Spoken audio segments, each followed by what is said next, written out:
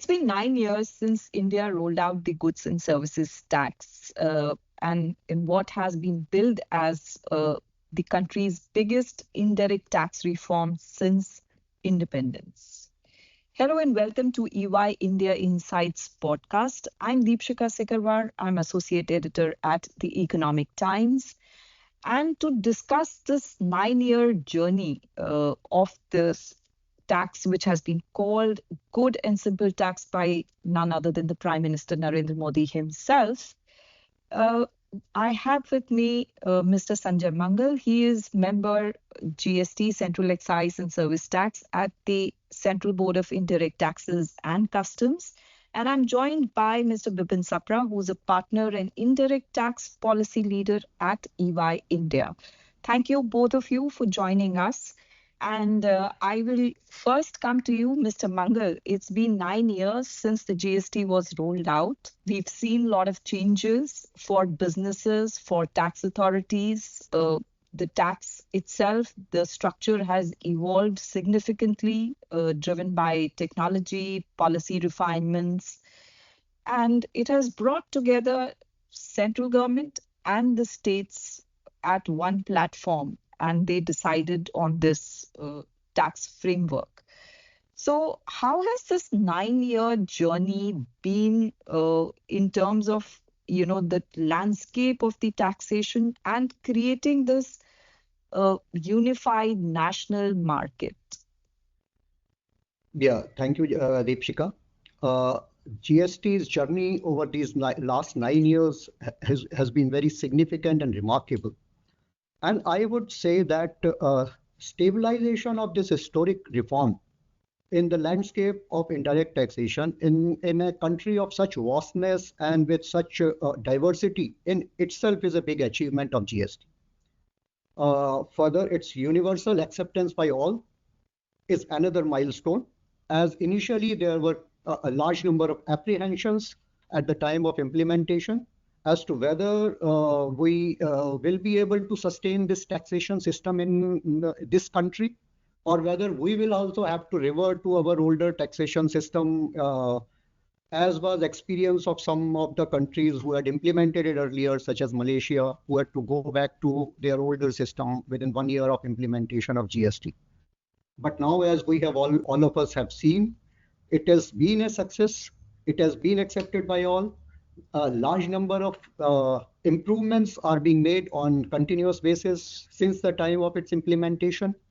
And the system is being made more and more user-friendly, taxpayer-friendly, and the compliances are also being streamlined. The system of cooperative federalism and consensus-based decision-making has worked very smoothly during this period. And overall, I will say these are the big achievement of GST without going into specific issues which have been done by the government from time to time, or specific measures which have been taken, because a large number of measures have been taken over this period by the council and the government. Mr. Mangal, if I could ask you, what do you term the biggest success of this tax reform? Would you say, the formalization of the Indian economy, digitization, or bringing together both center and states as an example of cooperative federalism? Deepshika, I will say all of them together, if you say, are leading to the success of GST, because the market earlier was totally fragmented. Taxation system was in a very, you can say, primitive stage in a way, because all the taxes were being implemented in a different manner by different constituents. Center was having its own system, states were having their own system, and there was no unification of market. But after GST, one achievement is that the market is unified. System of taxation is one only. It is applicable to all the states and center. And also the decision-making authority is one, which is GST Council, which has been a significant example of cooperative federalism, where consensus-based decisions are being taken by states and center together over the past 9 years without any issue or without any problem. And further, formalization of economy, as you have mentioned, has improved quite a lot. The number of taxpayers, which were in the beginning about 68 lakhs or so, have now increased to more than 1.6 crores. So with this formalization, the not only the impact is coming to the GST revenue, but the impact is being felt by the whole economy as a whole. It is being felt by other taxation systems such as income tax. It is benefit of this formalization are being reaped by income tax also. And also in terms of economic growth, this formalization is playing a major role. So I will say all these are achievement of GST. And besides the bringing all of the taxpayers and all everybody together on a common technology platform, which has improved the taxation administration to a large extent and help in contributing to not only contributing to streamlining of revenue administration, but also in facilitation of services to the taxpayers. So, one key aspect of GST has been, and you also highlighted, this unique structure that was created in form of GST Council. And now, we are hearing from industry, they want similar structures being created for taking forward other reforms. Uh, how do you see this model sort of evolving? And we saw GST 2.0 last year. How do you see it really shaping the evolution of GST going forward? With my experience over the past few years, can tell that this system of GST Council is working very, very efficiently and smoothly and is improving day by day.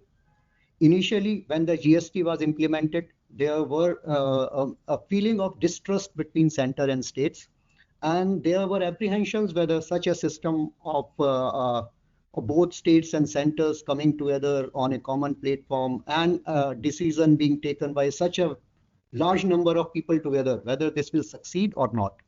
But the experience has shown over the past 9 years that this system has worked very smoothly, and the way decisions are being made through GST Council mechanism, the acceptance by all the participants and acceptance by both states and center of the decisions which are taken by council, it it is there. It is always there, even though there are discussions in the council, even though there may be difference of opinions within the council, but whatever decision is ultimately taken by the council, it is accepted by all and implemented by all. So till now, there is no such instance where a decision taken by council is not implemented by any of the members or any of the states or center. So this itself shows the success of this system, this mechanism, and this institution. And also, it shows the dynamism of the decision making in GST, which is all because of this institution only. Definitely, as you have mentioned, there are similar demands now in other areas also to have this sort of federal structure of decision making, and maybe it can be considered by in due course, and this can also be tried. Ex- Before I go on, come to you, Mr. Sapra, one question which I think is there, and industry has sort of really adapted well to the GST structure, which was fundamental to GST, was the digital backbone of GST, the technology interface that was introduced. So we've seen collections really rising since the launch of GST. Uh, so if you could just elaborate on, how has the tech interface sort of strengthened the compliance and governance under the GST? Deepshika, technology is the key enabler in GST. It is both for improving compliances or streamlining tax administration, as well as for improving trade facilitation. So as everybody knows that all the processes in GST for taxpayers and tax officers, whether it is related to registration or it is related to refund or returns or even legal disputes, they are all on the GST portal, and it is all in digital form. And so all the data is there together for all the states and center on this common GST portal. So that the not only it is helpful for the taxpayer himself, because his whole data is there and he can check his data on the system. He can avail all the services on his computer system only, without need for any interface with the taxpayer, without any need to visit the office of the tax officer. So in that way, it is quite a remarkable change from the earlier system. But simultaneously, because of such a huge data available in the system, the efficiency of tax administration has improved quite a lot. And this has not only helped indirect tax administration, but this is also helping other administrations also, because in some way the data is these systems are now getting integrated with other systems, so that there is a exchange of data sharing, which will help in further streamlining tax administration. Right. So, coming to you, Mr. Sapra, how have these 9 years been for Indian businesses? What has really changed on the ground for them? Has it become easier? Has it become more difficult? What is industry's view on this change that was sort of brought about 9 years back? Deepshika, we have talked about this a lot of times, and over the last 9 years, things have changed dramatically for the Indian indirect tax scenario. The industry, which used to suffer from various type of indirect taxes, which were there was cascading, whether it was VAT, excise, on services, there was service tax, and plethora of other taxes. All of those have gone away, and there is a certainty of one set of tax, which is the GST, which is now there on the industries. The market has been unified. The investments which come in, the people who are investing are much more certain as to what type of tax scenario they'll see. And effectively, the digitization of the compliances has taken away to a large extent the interfaces which used to be an absolute necessity before the digitization actually came in. And that, I think, has introduced transparency and a much better working environment for the entire industry. So overall, the industry has been gained phenomenally from a level of taxation, and not to say that the overall tax rates have come down, which were in the region of 15 to 25%, 18 to 25% to much below that level. The effective rate today may be around 10 to 11%. And that has effectively helped the entire industry. Right. Mr. Mangal, we talked about the 9 year journey. We had GST 2.0, where we saw a lot of rate rationalization last year, which helped the Indian economy. Going forward, what would the next phase look like? What kind of reforms are required to make the GST even more seamless, also more growth oriented, and also akin to what the best global best systems are in this space? Deepshika, we will continue to work in the direction which we have already taken. We will continue to make the life easier for the taxpayers. So we will take further reforms which are needed for streamlining our processes, for easing the compliances for the taxpayers, for automatizing the processes as far as possible, and also wherever legal disputes are there, to provide a solution to them either through the amendments or through the clarifications through the circular, so that unnecessary legal disputes do not arise. So this is the general direction we have taken, and we will continue in that.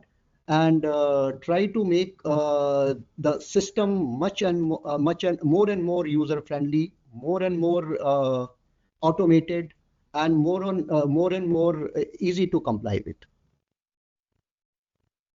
Thank you. And I'm sure you've been put this question multiple times, and industry also keeps raising it off and on petroleum products. So I would not leave this opportunity to ask you, what are your thoughts? I will say one thing that it is known to everybody that this has been provided in Constitution as well as in GST law, that the decision on which the the decision about the date on which the implementation of GST for petroleum product will be done will be based on the recommendations of council. So till now, no consensus has emerged in council about implementation of the same. As and when there is a consensus, the suitable decision will be taken. So I am not able to give to say anything more than that about this issue. Right. Mr. Sapra, from industry's perspective, government carried out multiple reforms last year in the GST structure. But going forward, what do you think still remains which need to be taken? What should the next phase of reforms for GST look like? I think the industry has gained substantially from the reforms which have come out. The rate rationalization was a great step, and doing it at a cost of short-term revenue losses, I think it was a phenomenal step. These rates need to have created some inefficiencies in terms of credit accumulations and inversion of the rates. Those need to be ironed out. But the industry broadly is looking at the entire credit rationalization, look at where there are blockages in credits and how can the credit system be made more efficient. That will reduce the cost of the products and bring about more efficiencies.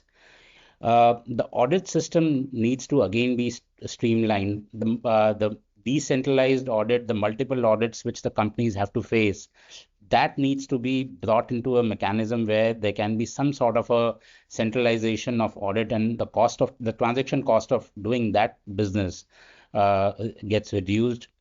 The industry is looking at decriminalization of the offenses. GST is something which everybody is trying to implement and is learning as we go along. And hence, decriminalization is something we should look at. And finally, ease of doing business all around. I think the government is doing easing out refunds and registrations and other things. That's what the industry is looking forward to. Right. With that, I'd like to conclude and thank Mr. Mangal for taking out time for this podcast. And thank you, Mr. Sapra, for joining us. As we reflect on what 9 years of GST look like and what the journey forward would mean. GST subsumed at least 17 major indirect taxes and some 13 cesses into one. Indian consumers know exactly what tax they are paying to the government whenever they buy a product. So journey has been very, very eventful. There's been a lot of simplification. There's been greater ease of compliances. But of course, it is definitely a work in progress as government looks at more and more areas to improve the GST and as we eye to become a developed nation by 2030. And Mr. Mangal's already sort of laid what's on the agenda for the next phase of the GST in India going forward. So thank you, Mr. Mangal and Mr. Sapra, for sharing your insights and joining this podcast. And thank you very much for having me as the moderator, eBuy India Insights podcast.